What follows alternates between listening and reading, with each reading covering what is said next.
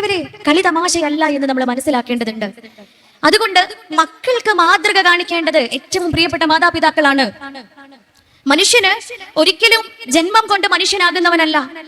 നമുക്കറിയാം, നേരത്തെ നമ്മുടെ പ്രാർത്ഥനയില് ഏറ്റവും നല്ല മനുഷ്യനാകുക എന്നതിന് പകരം കഴിവുള്ള നല്ല മനുഷ്യനാക്കുക എന്ന് നമ്മൾ മാറ്റപ്പെട്ടു. അതുകൊണ്ട് തന്നെ ഈ മനുഷ്യൻ എന്ന വാക്കിന് ഒരുപാട് അർത്ഥങ്ങളുണ്ട്. നമ്മൾ ഓരോരുത്തരും ജന്മം കൊണ്ട് മനുഷ്യനായവനല്ല. ഒരിക്കലും ഒരു മനുഷ്യന് ജന്മം കൊണ്ട് പൂർണ്ണമായി ഒരു മനുഷ്യനായി മാറാൻ പറ്റൂല. എന്നാ മൃഗങ്ങൾക്ക് പറ്റും. മൃഗങ്ങള് ജന്മം കൊണ്ട് മൃഗങ്ങളാവുന്നവരാ. അവർ കർമ്മം കൊണ്ടോ ജീവിതം കൊണ്ടോ അല്ല മൃഗങ്ങളായി മാറുന്നത്. നിങ്ങളൊക്കെ വായിച്ചിട്ടുണ്ടാവും ഒരു ന്യൂസ്, കുറച്ച് മുൻപെയാണ്. നോർത്ത് ഇന്ത്യയില് ഒരു സൂയില് കുറച്ച് കുരങ്ങന്മാര് വളർത്തിയ ഒരു പെൺകുട്ടിയെ, 8 വയസ്സായ ഒരു പെൺകുട്ടിയെ കിട്ടുകയാണ്. ആ കുട്ടിയെ വളർത്തി വലുതാക്കിയത് 8 വയസ്സ് വരെ ആ കുട്ടിയെ വളർത്തിയത് കുരങ്ങന്മാരാ. ഈ കുട്ടിയെ ആ മൃഗശാലയുടെ അധികൃതർക്ക് കിട്ടുന്ന സമയത്ത് മനുഷ്യരൂപം മാത്രമുള്ള ഒരു കുരങ്ങൻ കുട്ടി. കാരണം രൂപം കൊണ്ട് മാത്രമാണ് മനുഷ്യൻ. ആ കുട്ടിയുടെ ചേഷ്ടകളും രീതികളും എല്ലാം പൂർണ്ണമായും കുരങ്ങിന്റേതാണ്. നമ്മളൊക്കെ പേരില് നമ്മൾ വളർത്തുന്ന കുരങ്ങന്മാരുണ്ടാവൂലേ? ചിലപ്പോ പൂച്ചയോ നായയോ ആടോ കോഴിയോ താറാവോ ഒക്കെ ഉണ്ടാവും. നമ്മളെ വീട്ടിലെ കോഴിയൊക്കെ ഉമ്മ അപ്പ വിശക്കണുണ്ട് എന്ന് പറയലുണ്ടോ?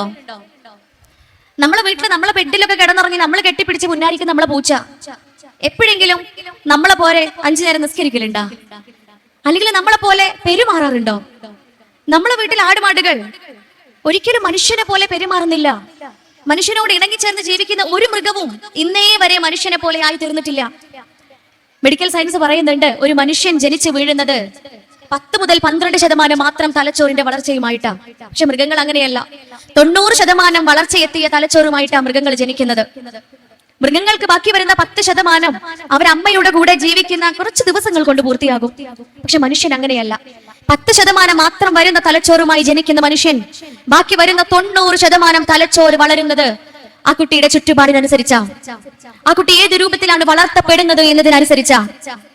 ആ കുട്ടി എന്ത് കേൾക്കുന്നു, ആ കുട്ടി എന്തെല്ലാം അറിയുന്നു, ആ കുട്ടി എന്തെല്ലാം കാണുന്നു, ആ കുട്ടി എന്തെല്ലാം അനുഭവിക്കുന്നു, ഇതിന്റെ അടിസ്ഥാനത്തിലാണ് പ്രിയപ്പെട്ടവരെ ഒരു കുഞ്ഞ് വളരുന്നത്.